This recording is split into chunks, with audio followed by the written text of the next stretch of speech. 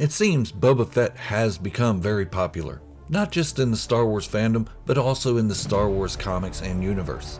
Back in May, the War of the Bounty Hunters series kicked off with the Alpha issue of the self-titled comic. Immediately, all the other Star Wars comic lines began crossing over to this story. The story follows what happened to Boba Fett and his frozen Han Solo between the events of The Empire Strikes Back and when we see Boba again at Jabba the Hutt's palace in Return of the Jedi. The series incorporates the main Star Wars series, the Bounty Hunters series, Darth Vader, Dr. Aphra, and now a new Jabba the Hutt comic. Like I said, all of the Star Wars comics are now centered around Boba Fett. This is my review and speculations for the most recent issues today on Star Wars Fanatic.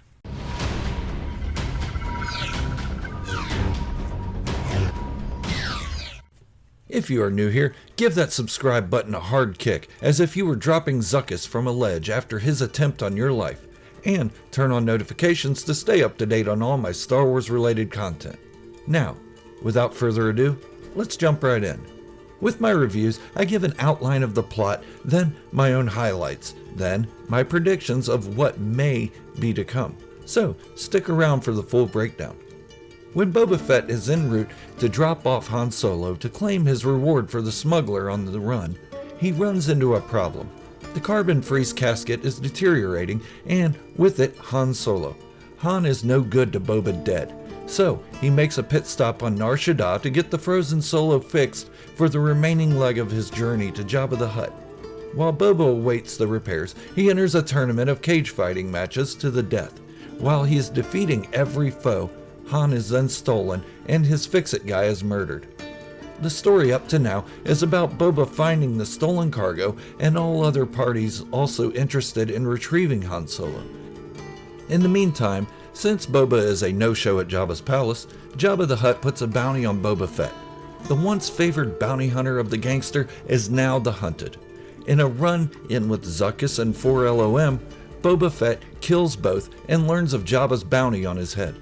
As the story plays out, all major players in the crime world and the Empire are sent invitations to a party with an auction for the frozen Han Solo. The auctioneer? None other than Crimson Dawn, the crime syndicate introduced in Solo, a Star Wars story.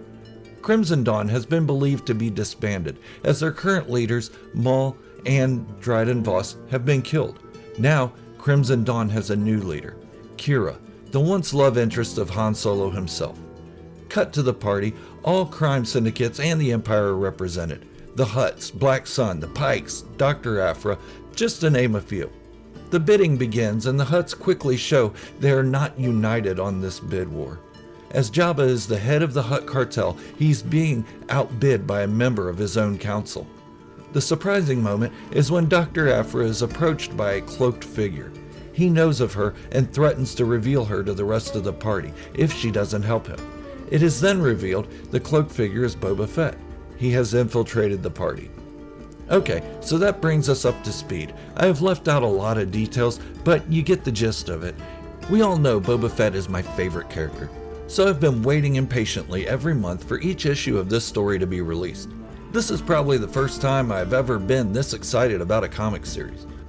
But what do I think of the story so far? In a nutshell, I love it. I love that Boba Fett is the center of the entire story. It has been too long since we have got expanded material on the famous bounty hunter. Sure, there were stories from the old expanded universe, but not much has come out since those stories were deemed non-canonical. But now we get a fleshed out story. This mixed with the Book of Boba Fett series set to launch on Disney Plus in December, it is a good time to be a Fett fan. If you want to just read the War of the Bounty Hunters series, you could probably get away with just that series. You will miss out on a lot of details from the other stories, but this series will give you the lowdown of what's happening. We all know how the story ends. Boba Fett returns Han to Jabba the Hutt and collects his reward just before being bumped into the angry sandmouth butt thing, the Sarlacc.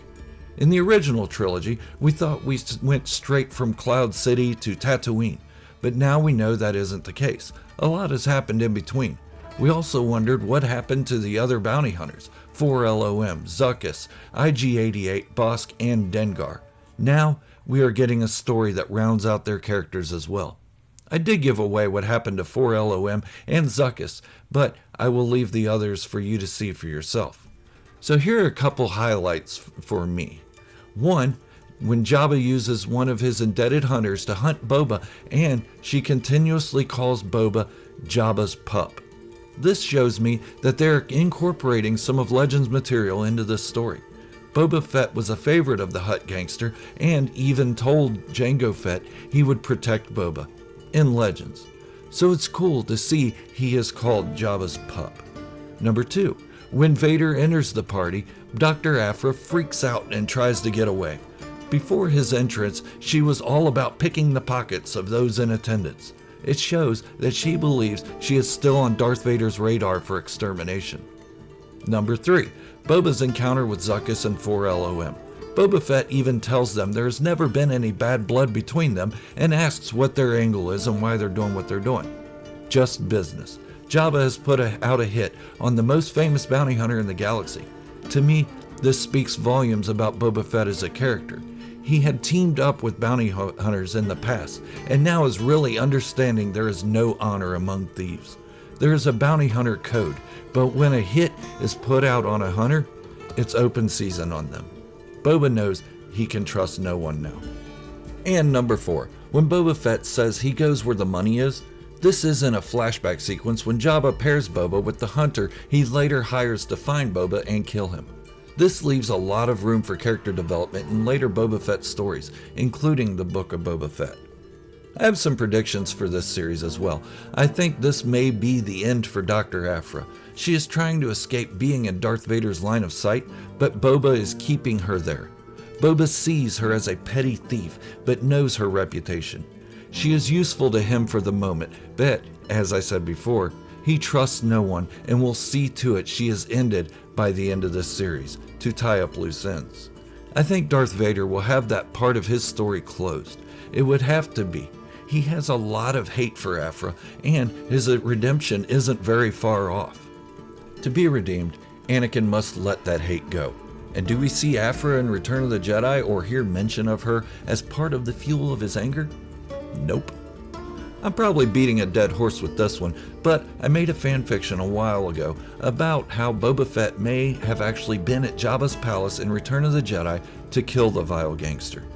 If you've read the comic series so far, you will see that anyone that has double-crossed Boba Fett hasn't lived long, and Jabba has definitely crossed him at this point.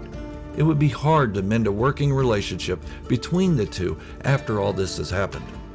Going where the money is works well in this scenario, as taking Jabba out and taking his palace is definitely where the money is. It also works for his own development of possibly becoming the Mandalorian he was in Legends. Mandalorians don't trust anyone that isn't their own. Boba will learn that trust, as we have seen him in his relationship with Din Djarin. My next prediction is Qi'ra. She will die or be forced out of the picture. Stealing Han Solo from Boba Fett was a risky move. If she knows anything about the bounty hunter, she should know this has not gone without reprimand. It may be a good fight though. Qi'ra was trained in Teräs Käsi, the martial art form that Maul used, and the last we saw of her, she was fleeing to meet with Maul at the end of Solo, a Star Wars story, so maybe she took on more training. Anyway this turns out, I am excited to see what happens. My comic collection has grown substantially because of this series. But what do you think? Have you read this series? Let me know in the comments below. There is some amazing artwork and a great storyline for the entire series. And if you are new here or haven't done so yet, join the growing army of Star Wars fanatics by hitting the subscribe button and turning on notifications to stay up to date on all my Star Wars related content and releases. Also, smash the like button to show your love for what I do here. Let's make this the best Star Wars channel around. Thank you for watching, and remember, this is the way, the only way.